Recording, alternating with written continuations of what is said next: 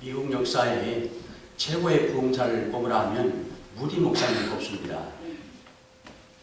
그런데 이 무디 목사님이 가서 복음을 전하는 곳마다 함께 음악 사역을 했던 생키라는 분이 있었어요. 이분이 사실은 말씀을 전하기 전에 성도들의 마음을 감동시켰기 때문에 목사님의 말씀이 더 많이 역사가 나타났던 겁니다. 이 생키가 어느 12월 24일 배를 타고 여행을 하면서 어디를 가고 있었어요. 그런데 어떻게 알아보고 사람들이 노래를 한 곡 불러달라고 부탁을 합니다. 그래서 예전에 불렀던 목자의 노래라고 하는 성탄절 캐롤송을 불렀어요. 그런데 노래가 끝났는데 어떤 남자 한 분이 앞으로 나오더니 생키에게 질문을 합니다. 당신 얼마 전에 끝났을 때 남북전쟁 당시에 북쪽에 군사였던 것이 맞지요? 하고 물어봐요. 어떻게 알았습니까? 내가 북쪽 군사로 싸웠던 것을 어떻게 아셨습니까? 이분이 이렇게 얘기를 합니다. 1862년 12월 24일 날 내가 남쪽 군사로 특별히 뽑혀가지고 수색대원으로 북쪽 진영에 몰래 한밤중에 침투해 들어갔었습니다. 그런데 보초병 앞에 갔더니 음악 소리가 들렸습니다. 그 음악 소리를 듣고 내가 총을 쏘지를 못하고 그 보초병을 죽이려다가 포기했습니다. 그때 들었던 음악 소리가 오늘 당신이 부른 노래하고 똑같습니다. 이렇게 얘기를 해줬어요. 그 목자의 노래라는 이 캐롤송을 듣고 이 사람은 생각을 했어요. 오늘이 무슨 날인가? 아기 예수가 이 땅에 오신 성탄절 전날이구나. 고향이 생각나고 교회가 생각나고 다른 날은 몰라도 이날 거룩한 아기 예수가 오신 날에 어떻게 사람을 죽일 수가 있을까? 그 성탄절 목자의 노래를 듣고 총을 쏘지 못하고 살려줬던 겁니다.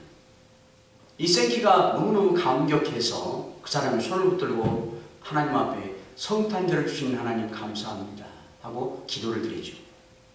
바로 이 성탄절이 이 생키를 죽을 뻔했고 죽었더라면 무디 목사님과 함께 수많은 사람들의 영혼을 살리지 못했을 텐데 성탄절의 은혜로 살게 됐고 많은 생명을 구원하게 됐던 거예요. 아기 예수가 태어난 성탄절은 여러 의미가 있죠. 소망, 기쁨, 감사, 또 평안. 오늘 본문은 아기 예수께서 말을 키우는 마구간에서 태어났다고 하는 사실을 증거하고 있습니다. 왜 이렇게 만왕의 왕, 존귀하신 예수님께서 화려하고 귀한 방도 많은데 그러한 곳에서 태어나지 못하시고 초라한, 지저분하고 냄새나는 마구간에서 태어나셨을 수밖에 없었을까? 당시에 역사적인 배경이 있어요. 유대나라는 로마 제국의 속국으로 지배를 당하고 있었어요.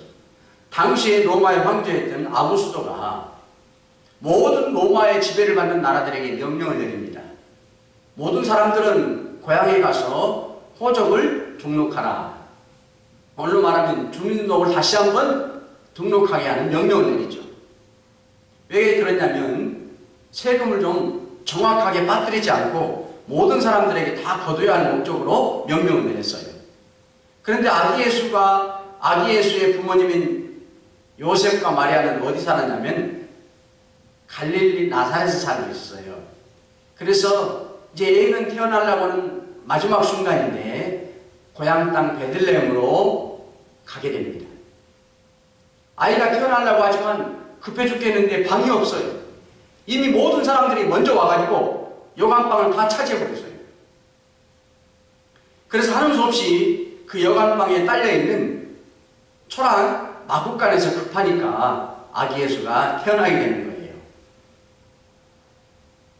그래서 그 이유를 7절에 말씀하고 있잖아요. 오늘 본문에 여관에 있을 곳이 없었다.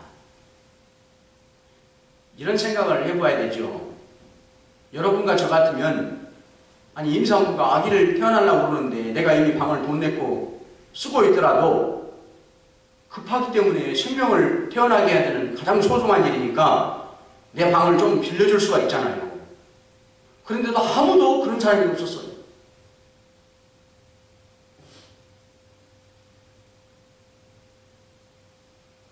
오늘날 우리들에게 이런 교훈을 하시는 거예요. 예수님을 우리가 찾아오신 예수님을 내 심령 속에 모시기 위해서는 여관방이 비어있는 것처럼 내 영혼의 방이 비워져 있어야 된다는 거예요. 내 영혼의 방이 가득 찼다고 생각하는 사람, 하나님의 은혜가 필요 없다고 생각하는 마음을 말하는 거죠. 이 말은 나는 하나님 앞에 영혼의 배고픈 심령입니다. 내 영혼의 배고픔을 느낀 상태는 주님의 은혜를 간절히 갈망하는 것을 말하는 거예요. 나는 내 은혜의 영혼의 방이 텅 비어 있습니다. 주님의 은혜가 채워지지 않으면 내가 살 수가 없습니다. 주님의 은혜를 간절하게 열망하는 상태. 그게 내 영혼이 텅 비어 있는 거예요. 그렇게 비어있지 않냐면 아무리 주님이 여러분을 찾아오시려고 해도 아기 예수가 찾아오실 수가 없다는 거예요. 영혼의 방이 텅 비어서 예수님의 은혜로 예수님을 갈망했다가 눈을 뜨게 된 사람이 있어요. 소경 바디메오. 이 소경 바디메오는 예수님의 능력을 오래전에 알고 예수님이 언젠가 내 앞에 지나가신 날이 있을 때 내가 예수님을 통해서 내 눈을 뜨임받아야 되겠다. 그 마음을 정하고 여리고 가는 길목에 만나를 앉아서 언젠가 예수님이 지나가시리라. 그날만을 보이지도 않는데 갈망하고 구걸하고 있다가 어느 날 많은 사람들이 어떤 사람이 지나가는데 보통 사람이 아닌 것 같아요. 수근수근 되는 거예요. 보이지는 않지만. 그래서 옆에 사람에게 물어보죠. 누가 지나갔습니까? 혹시나 자기 마음속에 생각한 거죠. 자기가 그렇게 오랫동안 기다렸던 예수님입니까? 아니라다니까. 옆에 사람들이 예수님이 지나갔습니다. 알려줘요. 그래서 후다닥 그 예수님을 향해서 소리를 치죠. 나사렛 다윗의 자손 예수여 나를 불쌍히 여겨주십시오. 예수님을 따라가던 사람들이 조용히 하라고 말이야. 아니 당신같이 눈 나오는 사람이 뭐 하려고 소리쳐. 가시는 예수님을 방해하냐고. 그래서 똑같이 다시 더 큰 목소리로 다윗의 자손 예수여 나를 불쌍히 여겨주십시오. 내 눈을 꼭 띄워주고 가셔야 됩니다. 그런 부르짖음이죠. 예수님이 가다 말고 불러서 이 소경의 눈을 띄워주고 가십니다. 이 소경은 보이지도 않았지만 어떻게 이렇게 예수님을 향해서 부르짖고 눈을 뜨게 되었는가요? 바로 이미 알았던 예수님의 능력, 예수님만 만나면 내가 반드시 눈을 꼭 뜨리라. 이런 간절한 열망을 품고 예수님을 기다리고 있었습니다. 언젠가 지나가시는 날 알 수 없지만 내가 꼭 예수님을 앞에 나가서 눈을 뜨고 말겠다고 하는 그런 오랜 세월 동안 고대하며 기다렸던 그 열망, 갈망이 있었던 거예요. 쉽게 보면 예수님은 그러한 이 소경 바디메오의 갈망과 열망과 애탐을 아시고 지나가신 겁니다. 그의 눈을 띄워주시기 아니죠. 예수님이 지나가셨을 때 부르니까요. 기다렸다는 듯이 겉옷을 벗어 던지고 예수님 앞에 뛰어가서 눈을 고침받게 되는 거예요. 이 여관방이 다 차버린 사람들, 그 많은 사람들 한 사람도 그 급한 아기가 태어나는 그 일에 양보하는 사람이 없습니다. 자기 방을 빌려준 사람이 없습니다. 모두가 한결같이 자기만을 생각했어요. 내가 돈 주고 지불한 방, 다른 사람에게 내가 손해를 당하고 싶지 않다고 하는 거예요. 온통 남의 딱한 사정에는 거들떠보지를 않았어요. 바울은 이러한 오늘 마지막 때의 성도들의 모습을 이렇게 말합니다. 자기를 사랑하고 자신만을 자랑하고 내세우며 인간미가 없어질 것이다. 자기의 일만을 구하고 그리스도의 일은 구하지 않게 될 것이다.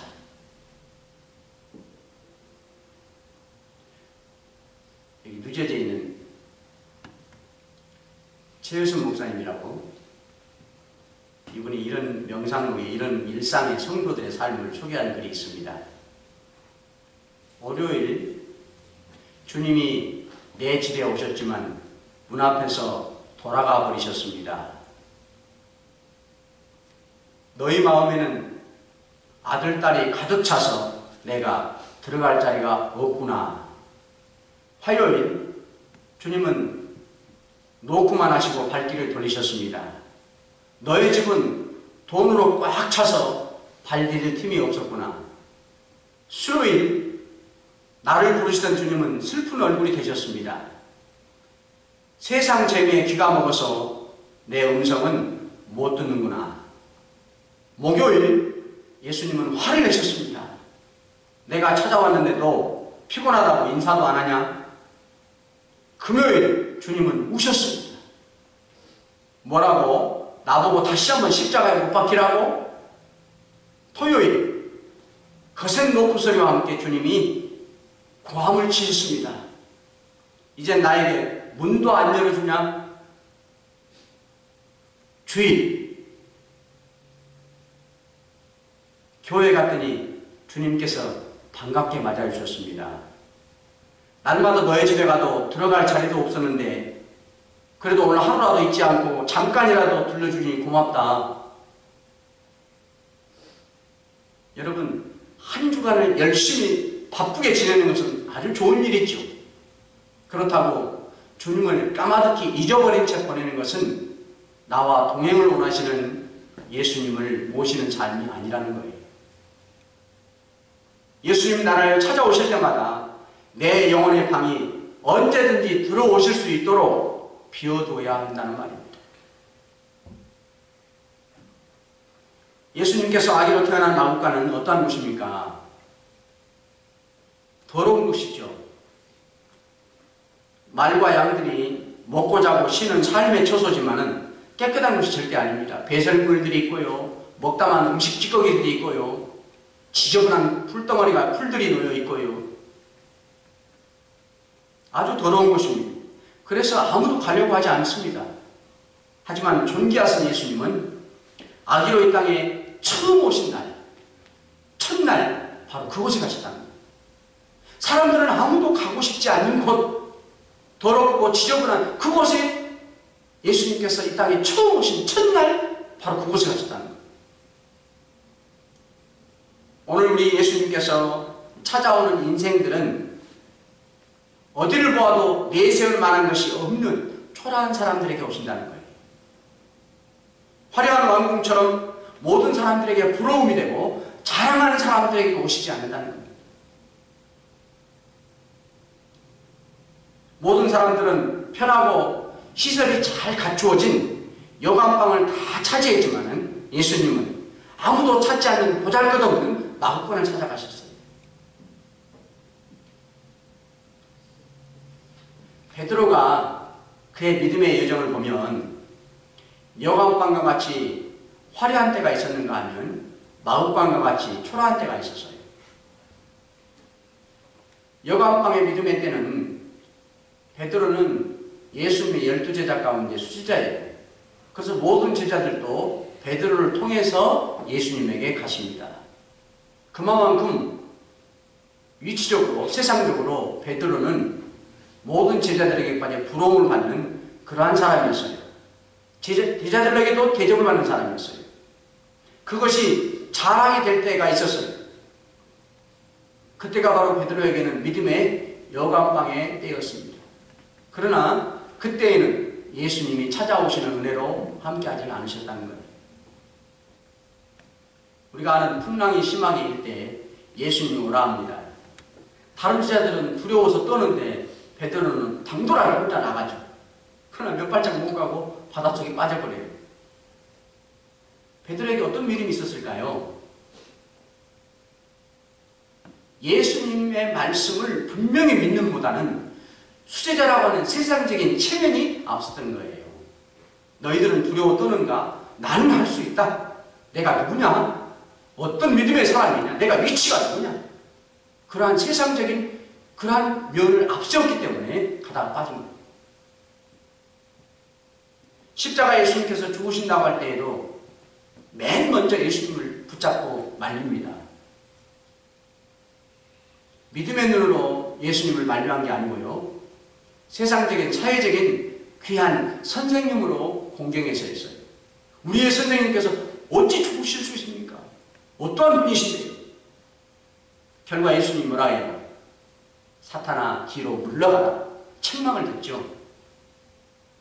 하나님의 일을 생각지 않고 오히려 너는 사람의 일을 생각하는구나. 베드로는 여간방의 화려한 실패의 때를 맛보았습니다. 이런 베드로가 마법관처럼 초라해져가지고 하나님의 은혜를 받는 때가 옵니다. 바로 예수님을 3번이나 모른다고 부인했던 순간이에요. 3번째 예수님을 모른다고 딱 잡아떼고 자기도 양심이 있었던지 예수님을 바라다 보는데 예수님도 하필이면 그런 부인하는 베드로를 쳐다보시는 거예요. 눈이 딱 마주치죠.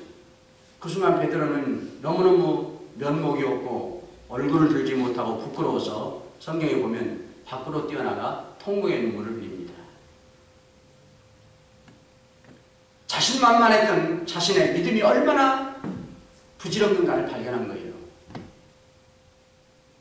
결코 예수님 앞에서 자신의 의의를 앞세워서는 안 된다는 것을 뼈저리게 스스로가 확인한 거예요.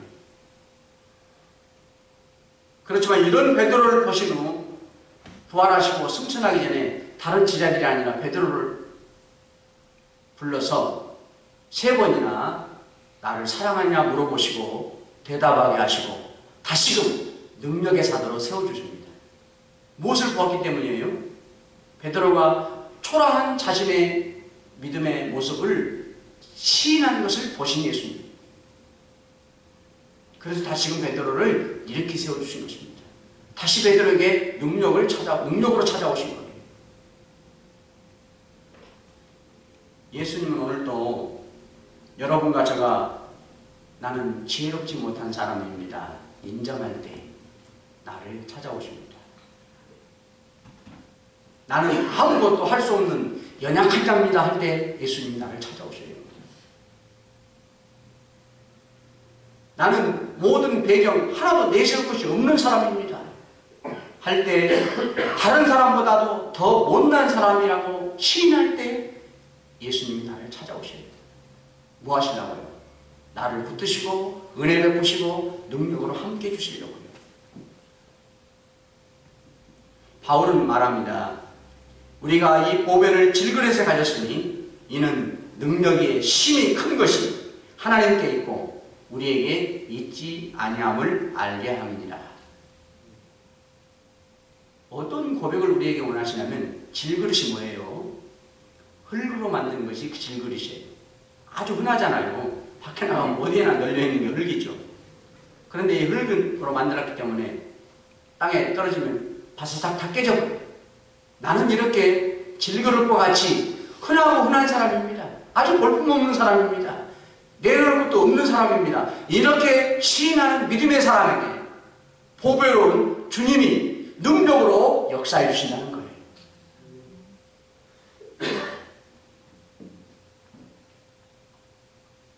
아기 예수는 마국간에서 태어나자마자 부모께서 도자기로 싸가지고 말 그 위에다가 이렇게 놓아놓았어요. 뉘어놓았죠. 여러분, 막 태어난 아기가 도자기에 쌓여있는 모습을 생각해보면 무슨 생각이 들어요? 따라서 하십시다. 평안. 하나밖에 생각이 안 나죠? 천진무구한. 앞으로 세상을 살려면 얼마나 근심 걱정이 이루 말할 수 찾아오는 인생이지만 지금 이 순간에는 그 어떠한 걱정과 근심도 모른 채, 평안 자체. 이게 아기 예수가 처음 태어나셔가지고 보자기에 싸서 말구유에 누여있던 모습이에요. 예수님이 이 땅에 특별히 아기로 오신 목적이 바로 우리들에게, 여러분과 저에게 평안을 주시러 오셨다는 거예요. 세상에 처음 온 모습 자체가 평안이에요.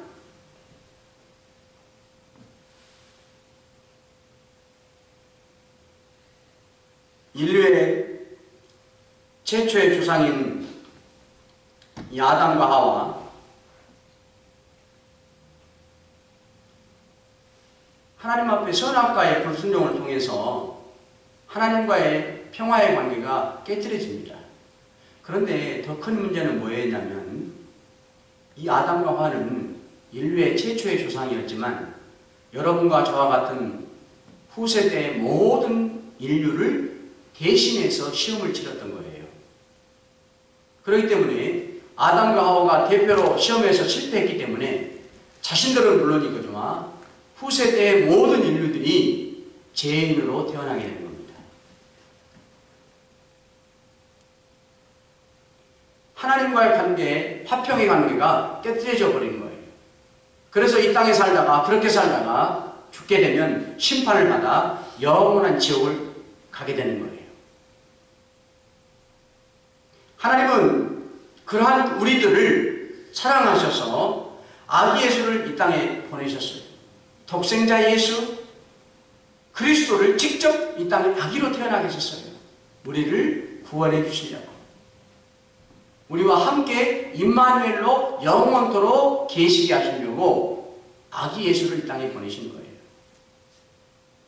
여러분과 저는 이미 아기 예수를 나의 구주로 믿었기 때문에 이제 깨어진 화평이 회복되어서 평화의 관계를 맺게 된 것입니다.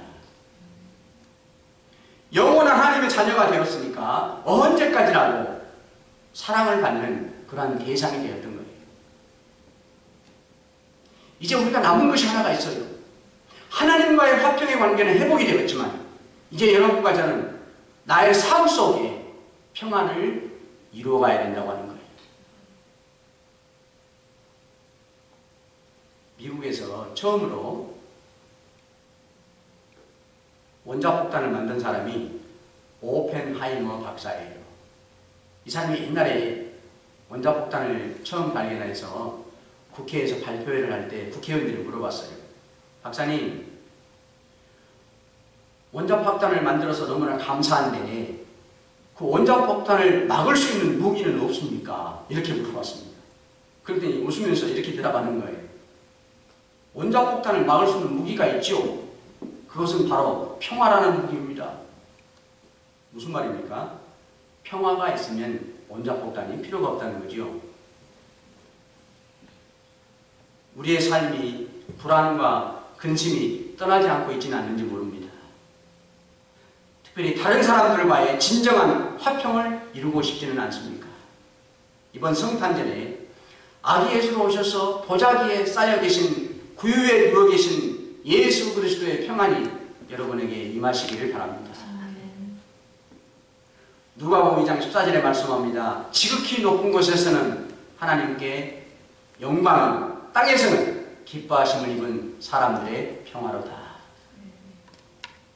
이 시간 선포되는 아기 예수의 평화의 소식이 불안의 소용돌이에서 빠져나오지 못하는 곳에 들려지기를 원합니다. 미움과 분열, 시기와 다툼, 질투의 관계 속에 아기 예수의 평안의 소식이 들려지기를 원합니다. 헨리 나우이 이런 말을 했어요. 용서는 공동체인 교회 생활의 접착제입니다. 용서는 좋을 때나 나쁠 때나 우리를 함께 있도록 붙들어주고 우리가 서로를 사랑하는 가운데 자라게 합니다. 우리가 교회 안에서 모든 사람들과 화평의 관계가 될 때 신앙생활이 교회의 접착제가 되게 한다는 거예요. 언제까지나 교회를 중심으로, 교회를 먼저 생각하며 교회에 딱 붙어서 살게 한다는 거예요. 은혜의 접착제로 주님을 섬기게 한다는 것입니다. 그러하기 우리에게는, 여러분과 저에게 이번 성탄절에 용서가 있어야 됩니다. 묵은 상처를 치유받는 성탄의 평안이 있기를 바랍니다. 여러분에게 지우지 못한 앙금이 다 녹아버리는 아기 예수의 평안이 부어지는 이번 성탄절이 되시기를 바랍니다. 사랑하는 성도 여러분, 이 시간 나의 믿음을, 특별히 믿음의 방을 들여다보십시오.